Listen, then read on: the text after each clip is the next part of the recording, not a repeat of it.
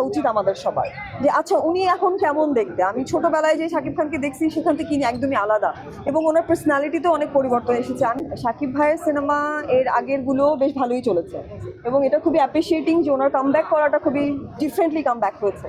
কারণ এর আগেও উনি 20 বছর ইন্ডাস্ট্রিতে যেভাবে সার্ভ করেছে, একদম ধরেন 2000 সালের পরে টেস্ট এবং চেঞ্জ ওয়াইজে চেঞ্জ করে আসাটা এবং স্টাডি করে আসাটা এবং এই পরিবর্তনটাকে আমি অ্যাপ্রিসিয়েট করি।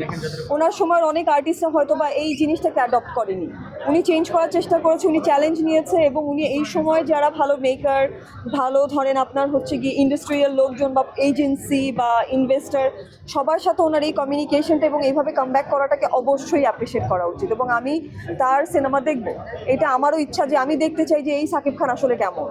কারণ আমি যেহেতু অ্যাক্টিং পছন্দ করি, আমি পারফরমেন্স খুব ভালোবাসি দেখতে।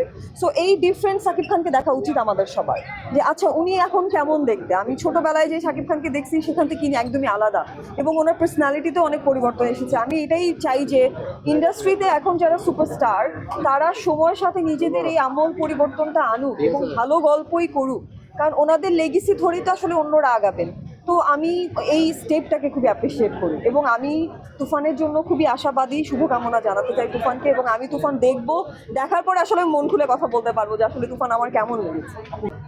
আমাদের পোর্শন খুবই আলাদা আলাদা শ্যুট হয়েছে, আমাদের আসলে স্কোপ হয়নি তাদের কেমিস্ট্রি অন স্ক্রিন কেমন বা তাদের শুটিং প্যাটার্নটা কেমন দেখার। যদি বাজি দেখেন সময় নিয়ে, তাহলে বুঝবেন যে প্রত্যেকটা গল্প আলাদা আলাদা শ্যুট করা, এবং এগুলো আবার কোথাও গিয়ে ইন্টারকানেক্টেড হয়। আমার খুব বেশি অপশন হয় না এদের দুজনের সাথে কাজের, আমার পোর্শনটা খুবই আলাদা শ্যুট হয়েছে, ওদেরটা খুবই আলাদা শ্যুট হয়েছে। বাট আমি যতটুকু প্রমোশনে বা ধরেন রিহার্সেলে এনাদের সবাইকে পেয়েছি, খুবই অ্যাপ্রিসিয়েট করেছে একজন আরেকজনকে সাপোর্ট করে, রিহার্সেল করে, এবং দীর্ঘদিনের বিরতি দিয়ে একসাথে কাজ করবেন কি করবেন এটা সম্পূর্ণ তাদের ব্যক্তিগত চয়েস। কিন্তু আমার কাছে মনে হয় যেহেতু প্রফেশনাল জায়গা, এই জায়গায় সবাই কাজ করবে একসাথে, কখনো দেখা হবে কখনো হবে না, বাট এটাকে খুবই নর্মালাইজড রাখা উচিত। বলেন তো, স্টাডি যেহেতু করছেন, প্রশ্ন তো করছেন, সিনেমা ঘুরে দাঁড়ানোর রিজন হচ্ছে বাজেট, স্টাডি এবং প্রপার গ্রুপিং আসা এখানে। মানে ধরেন একজন ইনভেস্টার, একটা হচ্ছে গিয়ে এজেন্সি, একটা কোম্পানি, এরা সবাই এখন আসলে জানে ল্যাকিংসটা কোথায় এবং আমাদের কি করলে আসলে আমরা ওয়ার্ল্ড সিনেমার সাথে বিট করতে পারবো নিজেদেরকে, যার কারণে বাংলা সিনেমার ইন্ডাস্ট্রি ঘুরে দাঁড়িয়েছে এবং ইন্টারন্যাশনালি অনেকখানি ওরা হচ্ছে গিয়ে পাওয়ারফুল হয়েছে।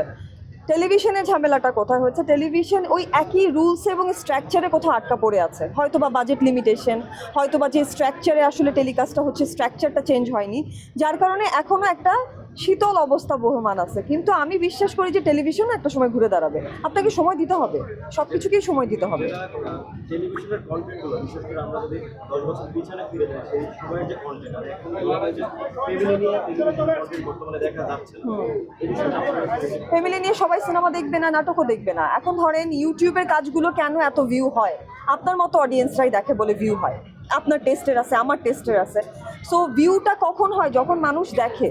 তো ধরেন আমি যদি ইউটিউবের কন্টেন্ট নিয়ে কথা বলতে চাই, ইউটিউবের কন্টেন্টগুলো দেখবেন যে নর্মালি একটা সুস্থ সুন্দর গল্প যতটুকু হচ্ছে গিয়ে মানুষের অ্যাকসেপ্টেন্স, তার থেকে বেশি ক্রিঞ্জি বা ফানি গল্পের অ্যাকসেপ্টেন্স বেশি। সো টেলিভিশন কি করতে চায়, আমার বিজনেস যেটা দেওয়া হবে আমি সেটাকেই বারবার প্রমোট করব। সো ধরেন একটা ফানি ঘরানার গল্প বেশি প্রমোট করা হয় রাদার দেন শিক্ষামূলক গল্প, ওদের কাছে বোরিং লাগে অথবা মনে হয় যে এটার অডিয়েন্স কম। আপনি যে প্রশ্নটা করছেন আপনি জানেন এটার উত্তরটা কি।